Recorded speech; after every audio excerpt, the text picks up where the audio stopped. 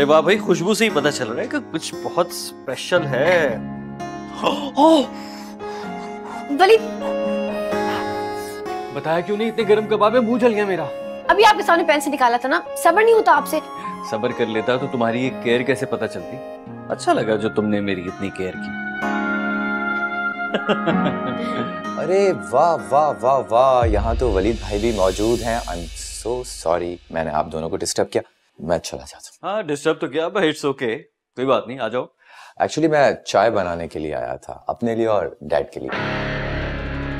बाबा कहाँ है? वो लॉन में बैठे हुए हैं, मिल गए मुझे। मैंने कहा दोनों मिलके चाय पी लेते हैं, तो इसलिए मैं किचन में आ गया। तुम जाओ, उरूसा बना देती। नहीं, भाभी नहीं बनाएंगी। क्यों? क्या हो गया वलीद भाई आपको? ये हर वक्त किचन में लगी रहती हैं, इतना काम करती हैं, और जब से हम लोग इस घर में आए ना, बर्डन ही डबल हो गया मुझसे। ये बिल्कुल मुझे शर्मिंदगी महसूस होती है। इनफैक्ट शर्म आती है मुझे। Come on Rahil, don't be formal, घर जैसी बात। अरे भाभी आप जाएं प्लीज, मैं हूं ना, मैं अपने हाथों से चाय बनाऊंगा सबके लिए, मिलके पिएंगे। रशीद चाचा कहाँ है? उनकी तबीयत ठीक नहीं है, मॉम ने उन्हें रेस्ट करने के लिए कहा है। अरे छोड़े रशीद चाचा को, मैंने कहा ना मैं हूं ना, मैं अपने प्यारे हाथों से चाय बनाऊंगा। भाभी प्लीज आप कमरे में जाएं, भाई के साथ एंजॉय करें। इट्स ओके राहिल, मैं बना लूंगी चाय, तुम जाओ। बेगम साहिबा का हुक्म है, मानना पड़ेगा। वैसे कबाब बहुत अच्छे बने। Are you serious? Let me try.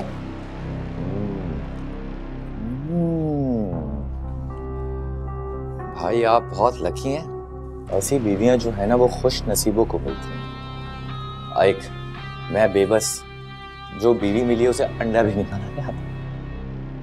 तो शादी करने से पहले पूछ लेते ना उससे कि उसे अंडा बनाना आता है या नहीं आता। हाँ वलीद भाई, ये तो गलती मुझसे हो गई। नेक्स्ट टाइम मैं एहतियात करूँ। वैसे आप बड़े लकी हैं। हाँ लकी तो मैं हूँ, जिससे मोहब्बत की उसे हासिल कर लिया। अच्छा अब आप लोग मुझे डिस्टर्ब मत करें, मैंने काम करने, ये बातें बाहर जाके करें। देखा, बेगम साहिबा डिस्टर्ब हो गई। मेरे ख्याल में हम चलते हैं। वलीद भाई एक मिनट, ऐसी बीवी हो, इतना काम करने वाली, ऐसों को मैं अकेला नहीं छोड़ सकता। मैं होता तो इनकी हेल्प कराता, प्रॉपरली ट्रॉली वगैरह भी सेट करता। एक काम करो, ये जो तुम्हारी हेल्प कराने वाली एनर्जी है ना, इसे संभाल के रखो। जब तुम अपने घर में शिफ्ट होगे ना, तो बीनी की खूब खिदमत करना, काम आएगा। अरे अरे अरे भाई, मैं तो सिर्फ मजाक कर रहा था।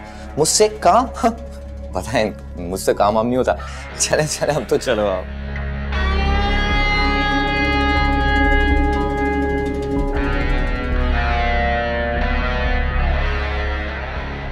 वलीद, राहिल के बारे में मेरी राय बदल गई है। सुनी सुनाई बातों में यकीन नहीं करना चाहिए जब तक आपका वास्ता ना पड़े। अब जब डायरेक्टली वास्ता पड़ा है राहिल से, तो पता चला है कि वो ठीक ठाक बंदा है, बुराइयां किसमें नहीं होती, लेकिन ये पुरखुलूस, नरम दिल और एहसास करने वाला बंदा है।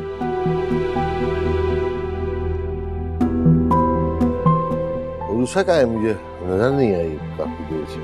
उसे कहो जाके आराम कर दिया करे, हर वक्त काम कर रही होती है। जाओ उसका ख्याल करो जाके।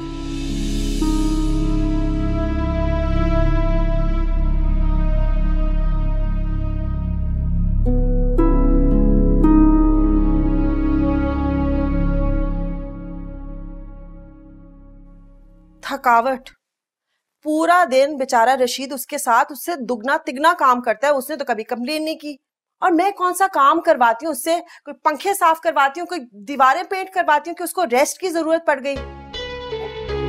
जैसे बाप ने उसके साथ 3 मुलाजिम भेजे कि वो रेस्ट करेगी और वो काम करेंगे। उसके बाप ने नहीं भेजे मुलाजिम, लेकिन हमारे यहाँ तो मुलाजिम है ना, जिन्हें तुम अक्सर छुट्टी दे दिया करती है और उससे नौकरानी की तरह काम करवाती है। ज़हीर, आप उसको यहाँ घर की बहू बनाकर लेकर आए ना, तो उसे उसकी जिम्मेदारियां उठाने दी। अगर उसको अच्छा नहीं लग रहा तो वो चली जाए यहाँ से। मुझे अच्छी तरह से पता है उसको किस बात की तकलीफ हो रही है। आपने मुझे होम मिनिस्टर बनाया ना, तो फिर आप मुझे मेरा काम करने दें। और आप क्यों इस तरह के मसलों में पड़ रहे हैं? घर का सुकून खराब होता है। मैं नहीं चाहती कि मेरे घर का सुकून खराब हो। सभी वकालत करने आ गए, मैं ही बुरी बन गई हूँ कोई चुड़ैल।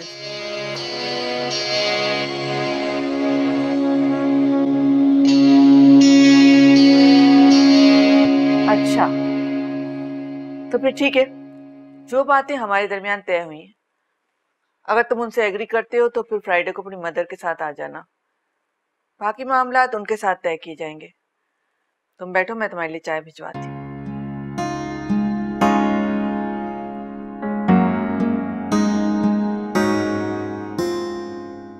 अरे रिलैक्स ही रहें, इंशाल्लाह गुड न्यूज़ ही मिलेगी। मतलब आपको डर लग रहा है ना?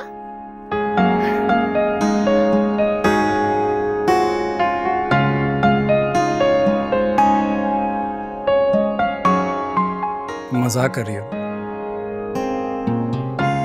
ये कोई मजाक का मामला है? नहीं, वो आंटी ने जिस तरह से रिएक्शन दिया मुझे समझ नहीं आई कि वो खुशी से कह रही है या।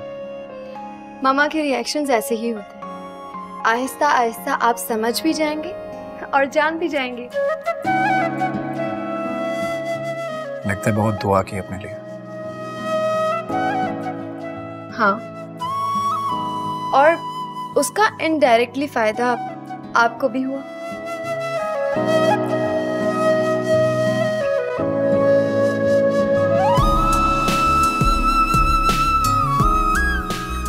ये जो मोहब्बत होती है ना, बहुत कमाल की चीज होती है। इसमें इंसान दुआ अपने लिए करता है, लेकिन लगती उसको है जिससे वो मोहब्बत करता है। मोहब्बत में तुम्हारा और मेरा नहीं होता, सिर्फ हमारा होता। नसरीन, चाय बनी नहीं अभी तक क्या? आइए ना प्लीज, बैठिए।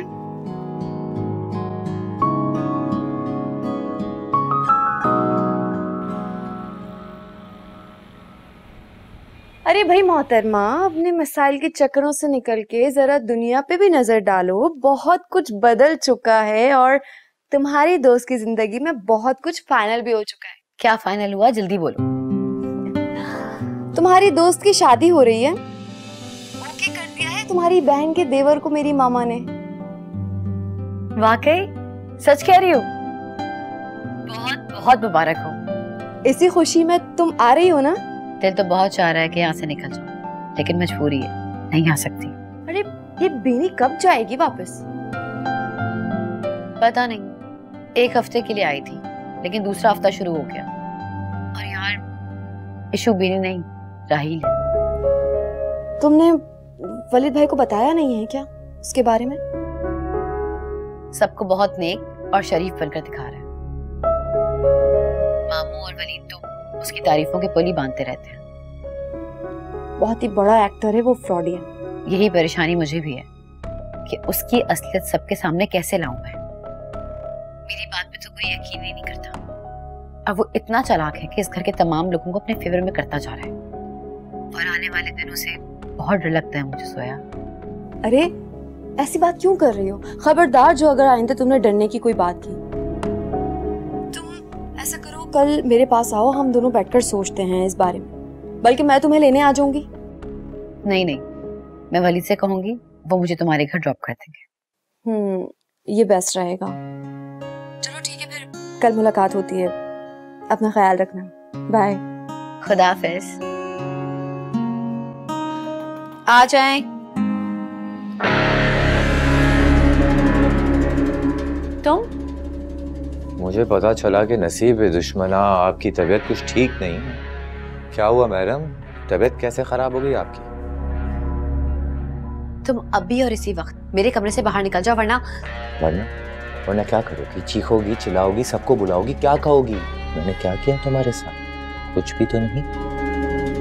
और वैसे भी तुम्हारे कमरे में बगैर इजाजत के नहीं है। अंकल से इजाजत लेकर फलीद को पता कर। क्या करोगी तुम मेरा? हाँ, कुछ भी नहीं कर सकती। तुम जो ये गंदा खेल खेल रही हो ना, इसका अंजाम बहुत बुरा होगा राहील। और तुम्हें बता रही हूँ, मुझे बुज़दिल मत समझना। मैं अपनी इज्जत पर कोई आंच नहीं आने दूंगी। बेहतर यह है कि अपनी गंदी सोच लेकर मेरे कमरे से दफा हो जाओ। ओह, मैं तो डर। अरे राहिल, तुम खड़ी क्यों, बैठो ना। हाँ वलीद भाई, एक्चुअली भाभी ने मुझे बैठने के लिए ऑफर ही नहीं किया, और वैसे भी किसी और के कमरे में बगैर इजाजत आना सख्त मायूबत था। चल, आपने मुझे कहा कि जाके उरूसा से डायरेक्ट तबीयत पूछ लो, तो इसलिए आ गया। एनीवेज, थैंक यू भाभी।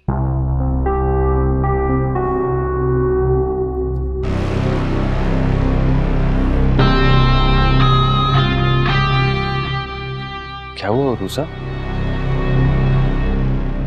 आप जानते हैं ना, आप जानते हैं किस तरह का इंसान है, इंतहाई आवारा, बल्कि इसके बावजूद। देखो उरूसा, जो कुछ था ना वो उसका माजी था। अब वो बीनी का शौहर है और वो बीनी की पसंद है, हमें कॉम्प्रोमाइज करना पड़ेगा। मैं भी कर रहा हूं ना, वरना उरूसा सर्वाइवल मुश्किल हो जाएगा। प्लीज, अब वो हमारा फैमिली मेंबर है।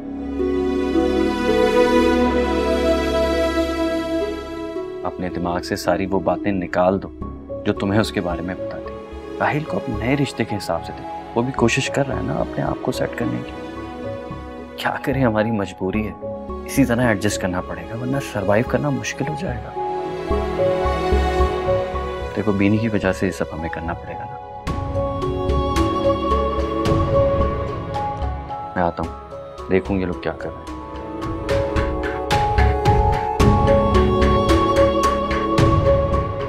क्या करोगी तुम मेरा? हाँ, कुछ भी नहीं कर सकती हो, कुछ भी नहीं।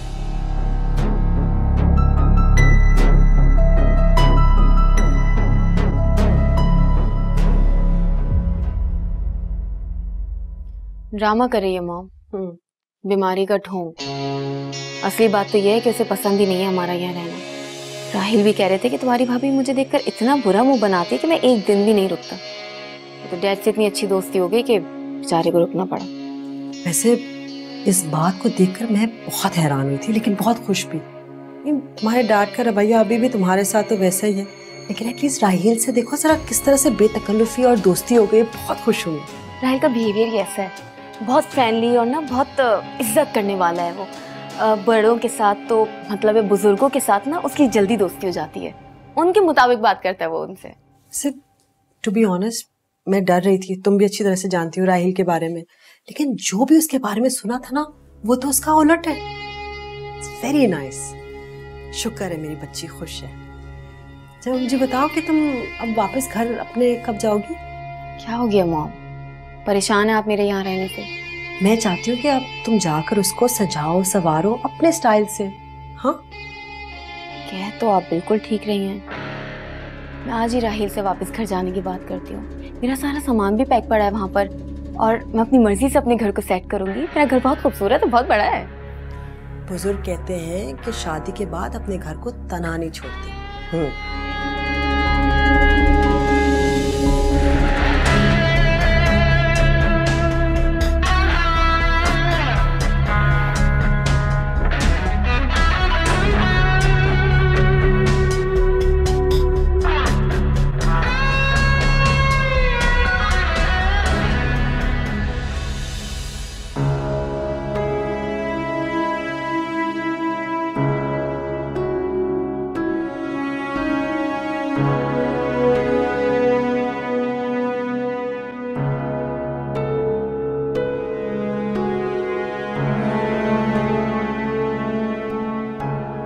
उरूसा,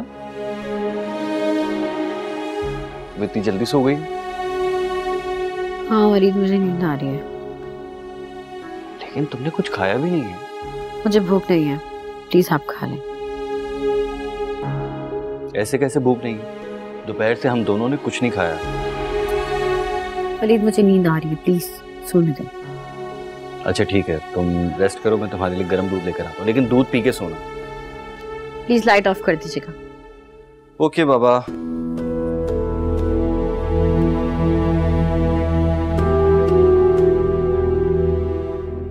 मैं किसी को अपना मसला नहीं बता सकती हूँ। यहाँ कोई मेरी बात पर यकीन नहीं करेगा, वलीद भी नहीं। तो क्या करूं? सोया से बात करूंगी सुबह, वो मुझे बेहतर मशवरा देगी।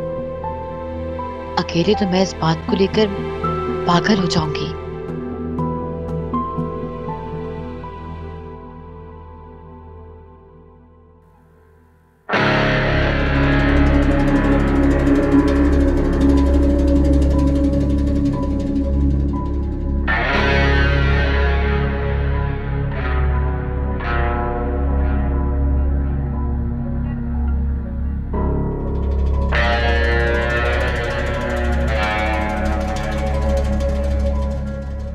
बुजुर्ग कहते हैं कि शादी के बाद अपने घर को तना नहीं छोड़ते।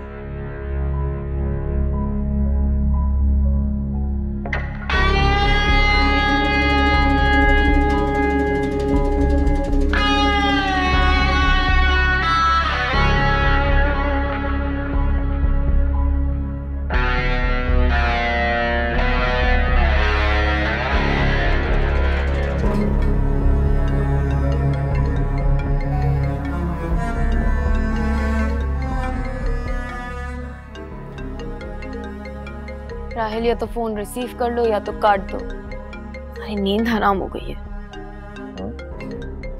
राहिल उठो, फोन रिसीव करो, फोन रिसीव करो।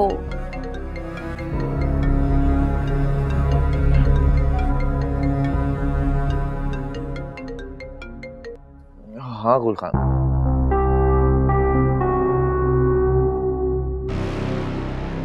क्या? मैं अभी आता हूँ, ठीक है? क्या हुआ? सब खैरियत तो है? हमारे घर पर डाका पड़ गया। गुल खान को डाकुओं ने गोली मार दी। मुझे अभी जाना होगा मुझे अभी। Rahil, mom, dad.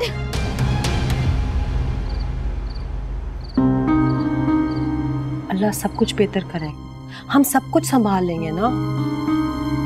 मेरा सारा सामान, सारे कपड़े, सारा जेवर, सब कुछ चला गया। कुछ भी नहीं बचा मेरे पास। मैं बर्बाद हो गई, तबाह हो गई मैं। कुछ नहीं बचा मेरे पास। ये सही वक्त तो नहीं, लेकिन मैंने इसीलिए मैं तुम्हें कहती थी कि घर को अकेला मत छोड़ो। फुली फर्निश सब कुछ वहां था। जाहिर सी बात है, मुलाजमों पे छोड़ोगे घर को तो मुलाजिम भी बदनीयत हो जाएंगे। नहीं मॉम, वो बहुत वफादार और पुराने मुलाजिम है राहिल के।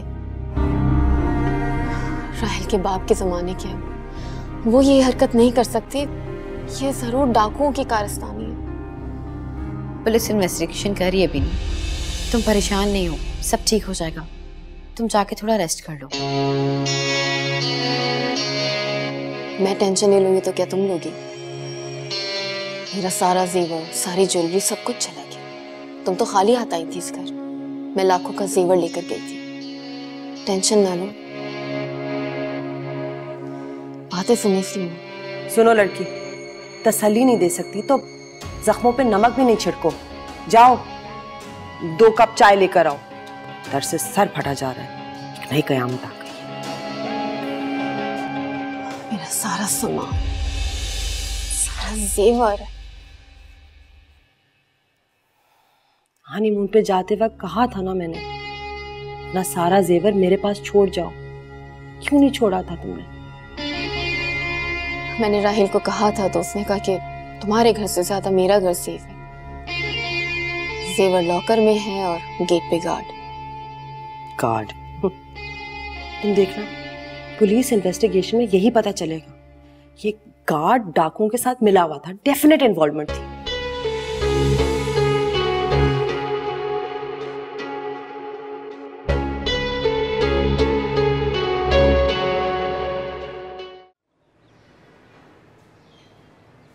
वलीद शहबाज अंकल से बात करो, उनके समधी आईजी हैं। पुलिस कनेक्शन तो जरूरी है। जी बात की है मैंने, वो उन्होंने भी आगे बात कर ली और वो पर्सनली इस केस को हैंडल कर रहे हैं। मामला काफी उलझा हुआ है। अगर गुलखान जिंदा होता तो शायद वो डाकुओं को पहचान लेता या कोई इंफॉर्मेशन दे देता, लेकिन वो तो मार गया उसे। सालिमों ने मेरे घर में कुछ नहीं छोड़ा। मेरा सब कुछ ले गए, सारा सामान, मेरी एक एक चीज ले गए। पुलिस का ख्याल है कि एक दिन में सारा सामान एक साथ नहीं ले जाया जा सकता, कम से कम 2 दिन या 3 दिन लगेंगे सामान ले जाने में। तो पुलिस इसी वजह से उलझ रही है ना। डाकू आए, इतनी आसानी के साथ डकैती कर ली, वो समझ रहे थे शायद गुलखान उनके साथ मिला हुआ होगा, लेकिन वो तो जाते जाते उसे भी मार गए। बिनी, मेरे सर में कुछ दर्द हो रहा है, मैं कुछ देर आराम करना चाहता हूँ। मैं भी चल रही हूँ। माँ, मेरा सर फट रहा है। इतनी टेंशन मिलेगी मुझे पता नहीं था। पता नहीं किस हासद की नजर लग गई। आपको संभालो, तुम तो कल रात से रो रो कर निढाल हो गई हो। और सुनो, लानत भेजो सारी चीजों को, दुनियावी चीजें थी, कोई बात नहीं, हम तुम्हें नई चीजें दिला देंगे ना। तुम क्यों परेशान होती हो? मुझे तो ये खौफ है कि खुदा ना खास्ता अगर तुम दोनों वहां होते तो बस तुम लोगों की जान बच गई है, वो सबसे जरूरी बात है बेटा। अच्छा तुम लोग जाओ, आराम करो। जाओ बेटा जाओ, चले। अच्छा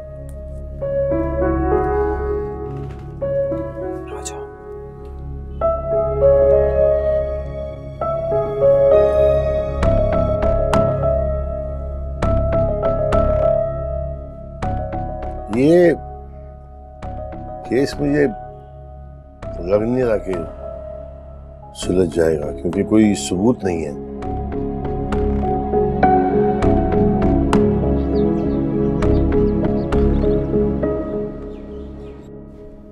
वलीद, आपकी तबीयत ठीक नहीं है, थोड़ा रेस्ट कर ले। तुम खुद भी तो थकी हुई हो, थोड़ा रेस्ट कर लो, फिर सारा दिन बिजी गुजरेगा हमारा। मैं ठीक हूँ, मुझे कुछ नहीं हुआ। ये चाय पी लें, आपका सर का दर्द ठीक हो जाएगा। बल्कि मैं आपके लिए कोई मेडिसिन लेकर आती हूँ। नहीं, मेडिसिन रहने दो, वैसे ठीक हो जाएगा। मैं आपका सर दबा रही हूँ, थोड़ी देर सो जाए।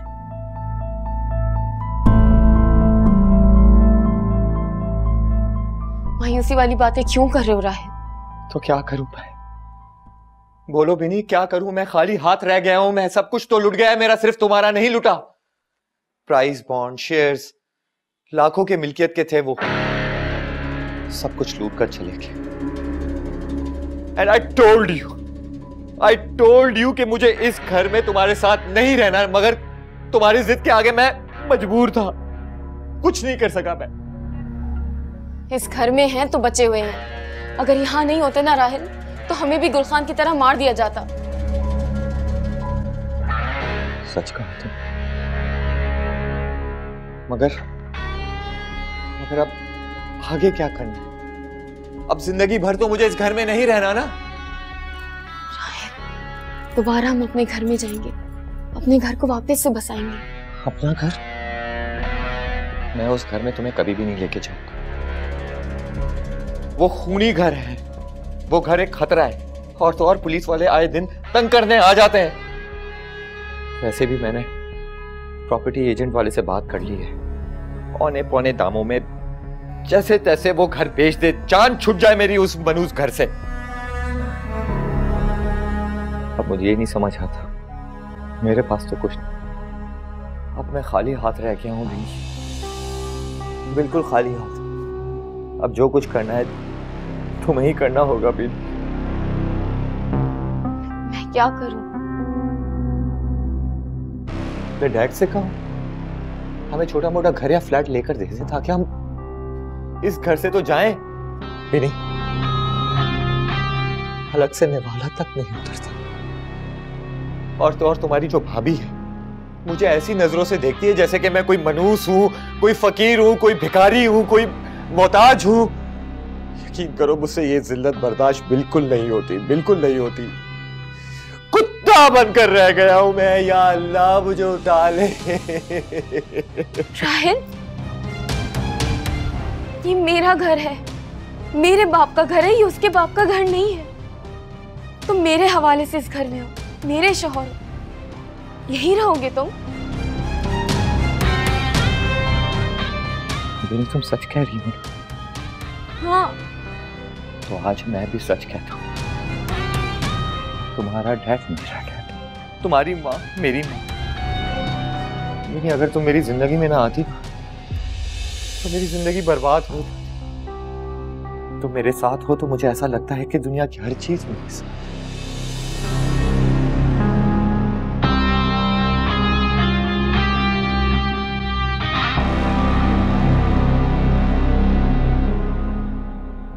क्या बताऊं, इस कदर टेंशन है घर में कि समझ नहीं आ रहा मुझे तो कुछ भी। अब तुम्हारी ये डिस्टरबेंस 1-2 दिन की नहीं है, परमानेंट ही समझो अब इसे तुम, और खुद को मजबूत कर लो। क्या मतलब?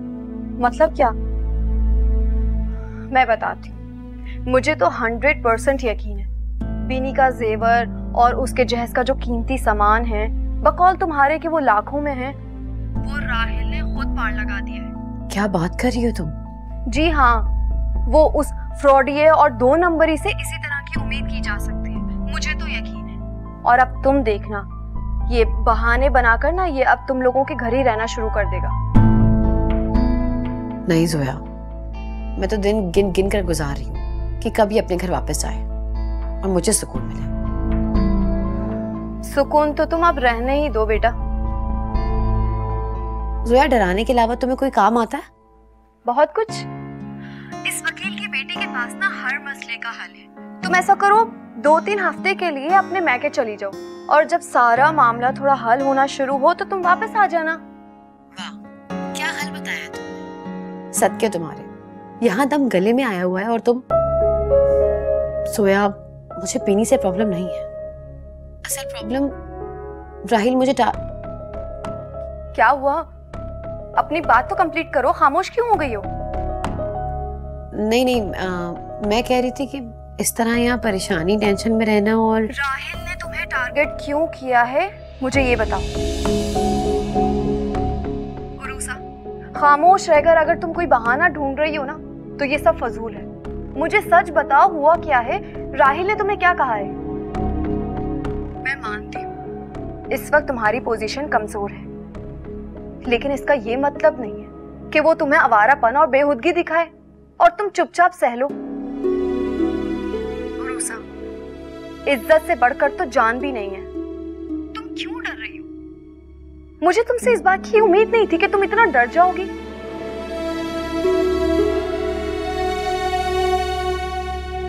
उरूसा, मैं तुमसे बाद में बात करती हूँ।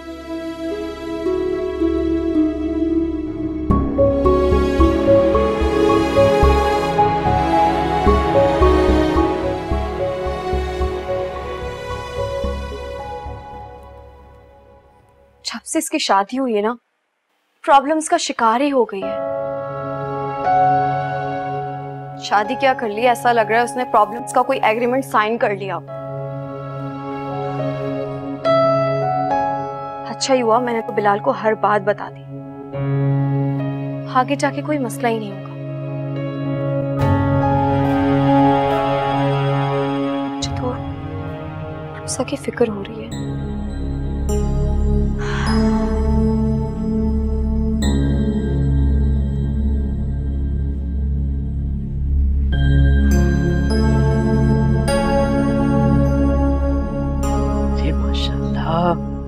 खूबसूरत है, बहुत अच्छे। अम्मा, पासपोर्ट तो बन गया है मेरा। अब इदरीस जैसे ही जाएंगे ना 10-15 दिन में वीजा आ जाएगा। हाँ नीलो, वो तो ठीक है। 1 हफ्ता हो गया तुम लोगों को आए हुए। मकान के कागजात कब बनेंगे? अभी तक तो बने नहीं। अरे भाई, बन जाएंगे, पूरा भरोसा है मुझे अपने इदरीस पे। बात करके कभी मुकरते नहीं है वो। अच्छा देख नीलो, जब तू अमेरिका चली जाएगी ना, अपने बड़े भाई को बुलाना मत भूलना, उसको अपने साथ लेके जाना, बुला लेना उसे ना। कितनी कम तनख्वाह है मेरे बच्चे की। तनख्वाह कम है अम्मा, लेकिन रिश्वत ले दे के ना हिसाब बराबर कर लेते हैं वो। हाँ, इस रिश्वत में कौन से उसने यहाँ पे बंगले खड़े कर लिए? अरे बंगले भी खड़े कर लेंगे वो, तुम्हें पता नहीं है। उनकी बीवी ना चुपके चुपके पैसे जमा कर रही है और अमेरिका जाने की ना आग लगी हुई है उसे।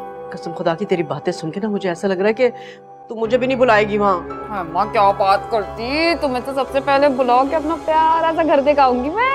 क्या बात है, क्या बात है। इदरीस भाई कहाँ हैं? वो अपने रिलेटिव्स के घर गए हैं। क्यों खैरियत? वो मेरा एक दोस्त है ना, वो अमेरिका जा रहा है, तो उसे कुछ इन्फॉर्मेशन चाहिए थी। दे देंगे ना? तो लोगों को पता चल जाए कोई बाहर से आए हैं, वो आए तो पूछ लीजिएगा। अच्छा अम्मी, क्या हो गया? बिलाल की शादी या करीब आ गई है, कोई इंतजामात नहीं करने? अरे ठीक कह रहे हो तुम, एक हफ्ता रह गया है, क्या करूं, परेशानी हो रही है। तैयारियां होंगी कैसे? मैंने तो हाँ कर दी। उसका तो बहुत ही आसान हल है मेरे पास। अब वो क्या? हम ऐसा करते हैं कि बिलाल और जोया को इकट्ठे भेज देते हैं शॉपिंग पे, वो अपनी मर्जी की शॉपिंग कर लेगी, है ना? वाह वाह वाह वाह, क्या आइडिया दिया इसने। हाँ, अच्छा आइडिया दिया है। औसन भाई, आप अपने आइडियाज ना अपने पास संभाल के रखें। अब देखें ना, अब जोया शॉपिंग करेगी तो लाखों रुपए की चीजें लेके आएगी, और मैं और अम्मा ना बरी खुद बना लेंगे। क्यों भाई, अच्छी बनाएंगे। और नहीं तो क्या। और अगर उसने वो बरी पसंद ना की तो तब वो जोड़े कौन पहनेगा? तब लाखों रुपए जाया नहीं होंगे। और वैसे भी ना तुम्हारी और उसकी चॉइस में बहुत फर्क है वैसे। अल्लाह, अम्मा देख रही हो, मेरी पसंद को घटिया कह रही है ये। और बीबी, पूरी दुनिया घूमी है इदरीस ने, और पता है जब भी शॉपिंग पे जाते हैं तो कहते हैं नीलो साथ चलो, तुम्हारी पसंद बहुत अच्छी है। अल्लाह माफ करे, कम बखत झूठ भी तोले बगैर बोलता है। हाँ बिल्कुल बिल्कुल बिल्कुल ऐसे ही है, लेकिन बहस करने की क्या जरूरत है। एक काम करते हैं, जोया को कॉल करके आप पूछ लीजिए उससे, और अगर आपको नहीं करना तो बिलाल से करवाएं। हाँ, बिल्लू शाम में आता है ना, बात करती हूँ मैं उससे। अरे इस वजह से मैं बड़ी परेशान हूँ वैसे। अच्छा चलें, परेशान होने की कोई बात नहीं है, सब ठीक हो जाएगा।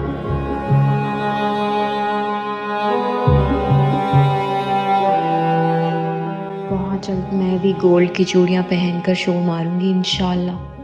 अरे साइमा, अरे खड़ी क्या है, जा नजरा जल्दी से नीलो के लिए चाय बना के लेकर आ। अभी लाई। कबाब भी तल लेना। हाँ अच्छी है ना?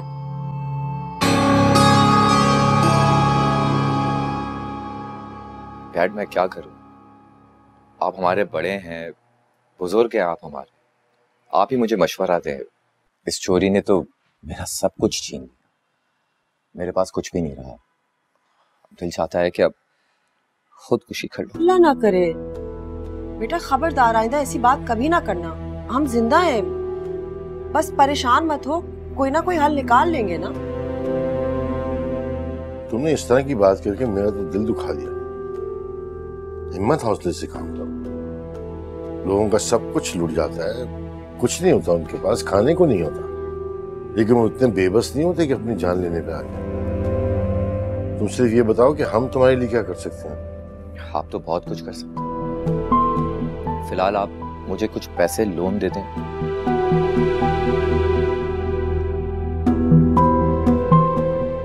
क्या करोगे?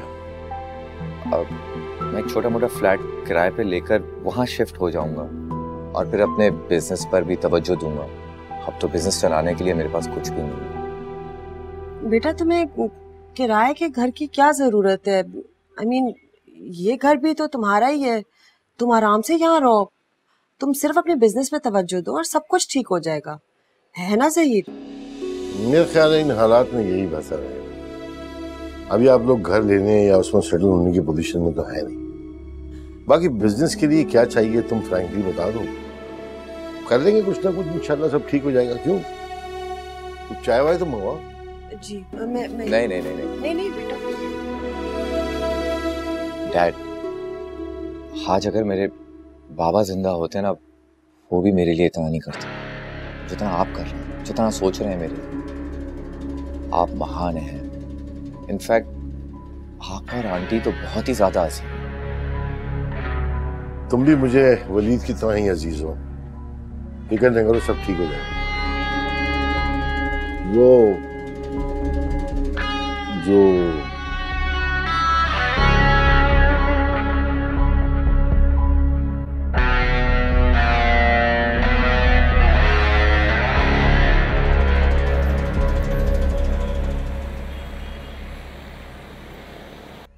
अम्मी, बिलाल की शादी है, 1000-2000 से काम नहीं चलेगा।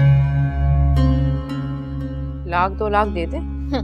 1-2 लाख वाली हैसियत नहीं है हमारी, लेकिन कम से कम 20,000 तो देंगी ना। 20,000? तुम्हें इस घर के हालात नहीं मालूम क्या? अम्मी मुझे तो बहुत अच्छे से पता है हमारे घर के हालात, लेकिन मेरे ससुराल वालों को नहीं पता।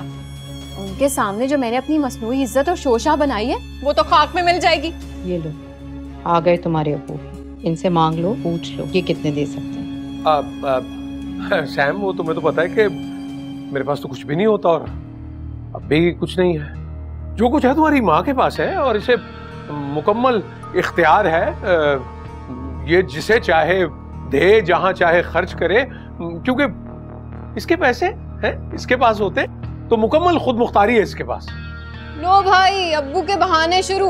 वैसे तो सारी जिंदगी अब्बू ने फारिग रह के गुजार दी, उल्टा अम्मी से काम भी कराया और रोब भी डालते रहे कि भाई तुम खुद मुख्तार हो, अपने फैसले खुद करो, मैंने तुम्हें फ्री हैंड दिया हुआ है। ये अच्छी चालाकी रही आपकी अब्बू। अरे बकवास नहीं करो, तुम मेरे साथ हो या अपनी माँ के साथ? मेरी टोन में मुझे ही जवाब दे रही हो। जाओ भाई, जाओ यहाँ से, बढ़िया ही मुझे सिखाने। हमारे पास नहीं है कोई पैसे तुम्हारे वो लालची ससुराल वालों को देने के लिए, हरीश कहीं के। सही है भाई, सही है। मैंने आप लोगों की अपनी ससुराल वालों के सामने कितनी इज्जत बनाई है ना, मेरा दिल ही जानता है। खुद पैसे दे दे के ना उनको यही बोलती रही कि आप लोग दे रहे हैं और आप लोग मेरे साथ इस तरह का सलूक कर रहे हैं। हद है वैसे। साइमा, मेरी बात सुनो। मैंने तुम्हें झूठ और धोखे से मना किया था। ये हकीकत कब तक छुपनी है? एक ना एक दिन तो सामने आ जाएगी ना। बुरा नहीं मनाना, मैं बहुत परेशान रहती हूँ तुम्हारे इस झूठ की वजह से। जिस दिन ये सच खुला ना, तुम्हारी और हमारी सबकी इज्जत का जनाजा निकल जाएगा। याद करो, अभी भी वक्त है। सही है भाई, सही है। आप लोगों ने तो कसमें खाई नहीं है, मेरी तलाक करा के रहेंगे आप लोग। अरे क्या जनाजे निकाल रही हो तुम? कोई ढंग की बात किया करो, हद हो गई तुम्हारे वाली। वो ये गलत हमेशा की। अल्लाह माफ़।